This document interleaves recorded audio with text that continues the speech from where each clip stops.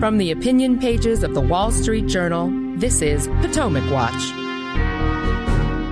Will politics stand in the way of a Japanese company's acquisition of U.S. Steel? Plus, new census figures show which states are growing and which states aren't, and how that could affect political power in the House after the next census. Welcome, I'm Kyle Peterson with the Wall Street Journal. We are joined today by my colleagues, columnists Alicia Finley and Kim Strassel. Last week, the company U.S. Steel agreed to be acquired by the Japanese firm Nippon Steel for about $14 billion. That values U.S. Steel at about a 40% premium compared to the company's share price before the deal was announced. And after the deal was announced, U.S. Steel shares surged 26%. Here is what the company's CEO is saying. The combination is good for the U.S. and creates a more competitive market here with one of U.S.'s greatest allies. But politicians are now voicing deep concerns, urging that somebody must do something, including questions coming from the White House. Here is Lael Brainerd, the director of President Biden's National Economic Council, on Bloomberg. Steel is a very vital sector for U.S. national security and for critical supply chain resilience. And we've seen that in past policies that have been undertaken by this president. So it is important to review or to make sure that there is serious scrutiny of these kinds of transactions from the perspective of national security and supply chain resilience. And here is Pennsylvania Senator John Fetterman. I'm standing on the roof of my home right here in Braddock, Pennsylvania, right across the street from the Edgar Thompson plant. And I just have to say it's absolutely outrageous that they have sold themselves to a foreign nation and a company. Can't do that. Steel is always about security as well, too. And I am committed to doing anything I can do from using my platform or my position in order to block this.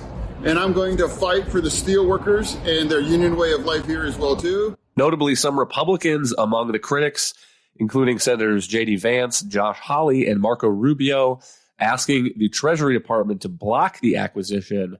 Alicia, can you give us a sense of what the substantive concerns here and how serious they are? Well, I wouldn't say that they're substantive at all. The purported concerns is you have a Japanese manufacturer, by some counts, the third or fourth largest in the world, now seeking to buy an iconic American company that's been in business for over 100 years, going back to Andrew Carnegie. So I think that this is actually just kind of a more protectionism, which I don't quite understand, because here you have Nippon, which is actually offering to increase investment in a U.S. company. It's paying a premium, as you noted, compared to its U.S. Steel's current stock price, 40%. So its current shareholders would benefit. The company would benefit from the increased investment. I don't understand quite the national security concerns, given that Japan is an ally. But then again, if you recall with the Trump administration, they kind of teed this up, this national security pretense for reviewing deals and also imposing tariffs on even allies, steel tariffs, 20% steel tariffs. But also they started an investigation on auto imports that could have also imposed tariffs on Japanese, like Kias being imported and such. And so I think that this national security justification is kind of a bit of a ruse. And the strange thing is that I would have expected more of them to be calling on Lina Khan to be investigating it for antitrust concerns. I don't think there's actually anything there either. But it's interesting that they're all kind of now saying basically the same thing, and that this is a national security concern. I think this speaks to their larger industrial policy, that it's not just about creating U.S. jobs, that they also want to be, preserve this American ownership of these companies. And even if foreign companies offer to invest in the U.S. and to create jobs and factories and such, that's not enough. They want to essentially wall off the U.S. from any kind of foreign investment and both foreign competition. Well, I agree with Alicia that this looks to me like kind of a populist pose. And she brings up the arguments over President Trump's tariffs on steel and aluminum. But remember what the Secretary of Defense, James Mattis, wrote at the time. He said the U.S. military requirements for steel and aluminum each only represent about 3% of U.S. production. 3%. And so it is hard for me to accept that there is any sort of real national security concern surrounding steel availability for building tanks and airplanes and Navy ships and whatnot. And by the way, Japan is one of America's strongest and most stalwart allies. And so, Kim, I guess I don't quite understand the argument here unless it's that we don't want foreign investment in the United States, which I don't think is a tenable proposition either. There are all sorts of companies that are bought by foreign companies, foreign investors, or jobs, American jobs that are created by foreign companies. Think of all the Toyota and the Honda plants across all sorts of states, mostly right-to-work states, where people are building good cars. And I've seen some statistics that a lot of those quote-unquote foreign cars, their components are more U.S. made, a higher proportion of them, than some of the legacy automakers. You can't understand the arguments because there is no argument. This is pure political fiction. This is populism and certain politicians attempting to capitalize off of this situation because they think it sounds good to a certain segment of the public. The particular joke of this is the fact that U.S. Steel is potentially up for sale is in part because of the actions of Washington. This is what happens when you have industrial policy. Now, I mean, in fairness, U.S. Steel has also put itself in this situation too. U.S. steelmaking has been in decline for decades now, in part because of the strong hold unions have got over the industry and the much higher labor costs, which have made U.S. steel makers less competitive, or at least some of them. And then you add to this, instead of allowing the company to face the consequences of this, and there was a possibility that something like a takeover like this could have happened a long time ago.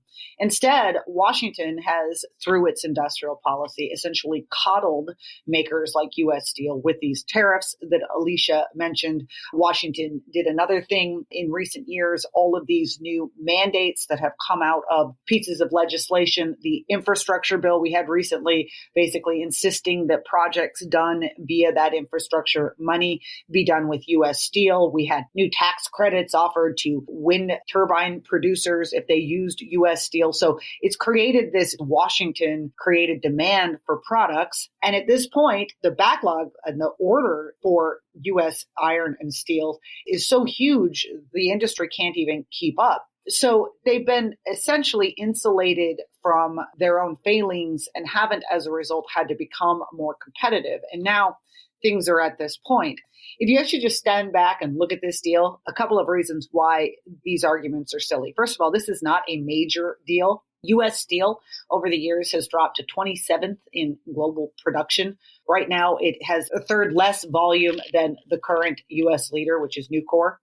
We've got an outfit in Washington called the Committee on Foreign Investment in the U.S., which is able to review any details of the sale that could possibly lead to any national security concerns. So, it's just not the biggest deal in the world. And the fact that everyone's running around throwing their hands up in the air, given that this is also a U.S. ally, I think is really just political theater and a bit of drama. Alicia, you mentioned antitrust a minute ago, and I think that's the other thing that makes this opposition from this White House so odd, is because President Biden has been going around talking about how concentration is a problem in the U.S. economy. And it seems that the U.S. steel unions would prefer a purchase by another U.S. company, Cleveland-Cliffs.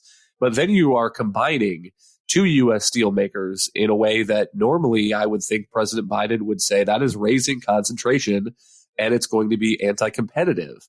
And so what do you make of that? And I mean, am I wrong to wonder whether the opposition to this is just the worry by those unions about a foreign owner that maybe takes a different view of the importance of respecting union agreements and the effectiveness of American collective bargaining law? So what's interesting is that Nippon Steel has said that it plans to honor the collective bargaining agreements and intends to abide by U.S. labor law. Now, going back to the Cleveland-Cliffs actually made an offer during the summer, about $7 billion for U.S. Steel. Now, Nippon's offer is about twice as big. Cleveland-Cliffs, I think, would have raised, and one of the reasons the U.S. Steel didn't say why it rejected the offer, perhaps it was holding out for a better bid. But one issue, I think, would have been the antitrust concerns.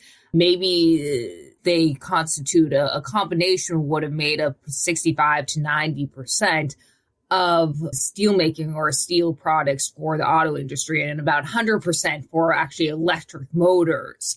And actually, when you consider the fact that there are also foreign tariffs that keep out basically or limit competition from foreign imports, this is a very concentrated market. And by any antitrust review, I think a merger would have been barred. But of course, I think one of the reasons why U.S. steelworkers preferred that merger is because Cleveland-Cliffs is unionized. This actually would have given the combined companies more pricing power and the unions more leverage to actually bid up wages. So I think that that's why they would have preferred that. The unions also oppose mooted acquisition by Esmark, which was a tiny steel distributor. And that actually was a U.S. company. And I think one of the things is they are afraid of is even if Nippon honors the collective bargaining agreement, so they're still going to push for more efficiencies, more investment in these electric arc furnaces that don't require as many workers. The goal is to become more efficient and more competitive, and that would actually increase the profits for shareholders, right? But that is not what the union wants. The union basically wants to increase their own wages, benefits, even at the cost of the companies becoming less competitive.